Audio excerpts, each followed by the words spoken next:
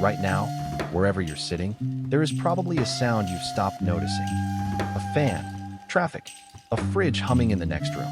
Your brain has learned to erase it. Now imagine that sound gone. All of it. Gone completely. For 15 minutes straight. Most people can't handle it. Not because silence is boring. Because silence is loud in a different way, and what it does to your mind might be one of the strangest things science has ever measured. Let's start with a room in Minnesota. Orfield Laboratories built the quietest place on Earth, a chamber so dead. That sound doesn't even bounce off the walls.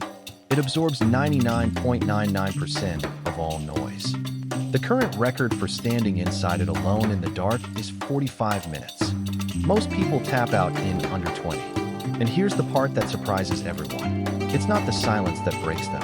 It's what shows up to fill it. Inside that chamber, people start hearing their own heartbeat, their own blood moving, their joints. Some report hearing a ringing that isn't there at all. Without outside noise, your brain doesn't go quiet. It turns the volume up on itself. Because a brain built over millions of years to constantly scan for threats cannot simply switch off. When there's nothing outside to monitor, it starts monitoring you. But here's where it gets stranger. In 2013, psychologist Timothy Wilson at the University of Virginia ran an experiment that seemed almost too simple to matter. He put people alone in a room for 15 minutes with nothing to do. No phone, no book, just their thoughts. Beforehand, participants said they'd rather be paying money than sitting there doing nothing. So Wilson gave some of them an option, a button on the table, that delivered a mild electric shock if pressed, just to see what would happen. 2/3 of men and a quarter of women chose to shock themselves, rather than sit in silence with their own minds. Think about that. People chose pain over stillness. So why does silence feel unbearable? The answer isn't that your mind is empty in silence. It's the opposite. Neuroscientist Marcus Raichle discovered something called the default mode network, a set of brain regions that activate the moment external stimulation drops away. It replays old conversations. It rehearses arguments you'll probably never have. This is your brain's autobiography engine. Silence doesn't turn your brain off.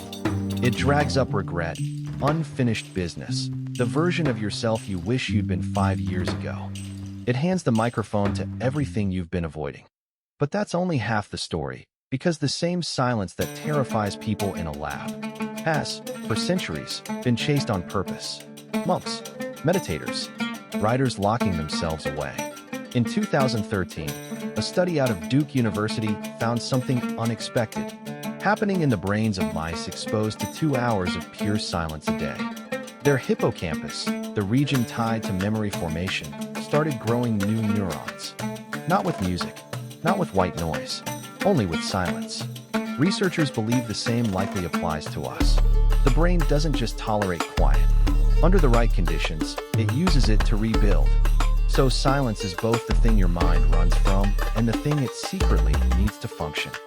The difference seems to come down to control. Forced silence, the kind imposed on you. A hospital waiting room, isolation. A broken phone on a long car ride, reads as a threat. Chosen silence, 10 minutes you sit down for on purpose, reads as recovery. Same absence of sound, completely different effect on the brain. And this might explain something about the world you're living in right now. You almost never experience real silence anymore. Notifications, background videos. Music while you walk, podcasts while you clean. Some researchers now argue an entire generation has grown up without ever sitting through 15 unfilled minutes. And that the constant noise isn't just a habit. It's an avoidance strategy. Running 24 hours a day, keeping the default mode network from ever fully switching on. So the next time a room goes quiet and it feels uncomfortable, that discomfort isn't a malfunction. It's your mind finally getting the floor after being interrupted all day. The question isn't whether you can survive the silence. It's what you've been running from that's been waiting there the whole time to finally speak.